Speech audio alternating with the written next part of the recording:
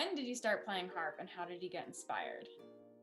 I saw a harp when I was 4 or 5 years old. I was enamored by it. I then went home that evening and went, Mom, I want to play the harp. And she said no. I kept pestering them. And when I was 8 or 9, my dad's job moved and the school I went to happened to have a harp program and the rest is history. So what part of the UK are you from? All over. I moved around a lot when I was a kid, but I tend to say Manchester because I spent my formative years in the northwest of the UK. How did you get into shoe collecting and what's your favorite pair? Goodness. I have always enjoyed fashion and fun things, and I first saw irregular choice shoes when I was a teenager and boarding school, and I have 2 pairs of shoes with me today. The ones that actually go with my outfit are, they have little Oh my goodness, they're little paintings. Oh my gosh, that's adorable. The snow globes. Is that a carousel? That is a carousel. If I turn it upside down, that's glitter. So I see your harp behind you. Does she have a name?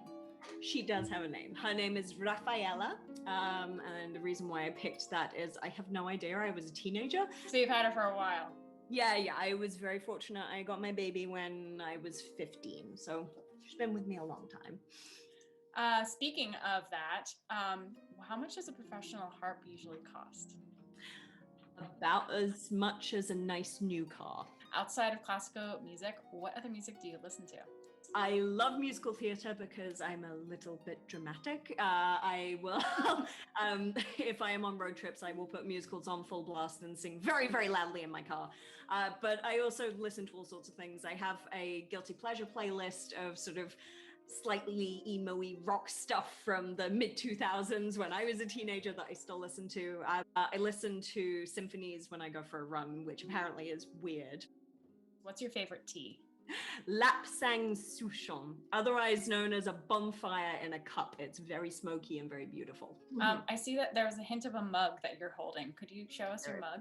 So I love mugs. I was going to use my little harp mug, but that's a little too small. I like my big mugs of tea. So this is my little foxy mug. So, what is a historical fact about the harp?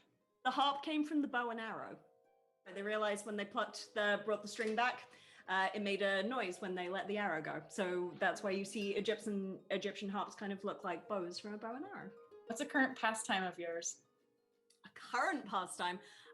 Listening to audiobooks and currently going through all of the Star Trek episodes from the beginning. What's the favorite sound that you like to make on the harp? Can I have 2? Uh-huh.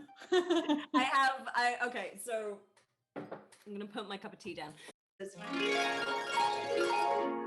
Sounds like Disney, it's great.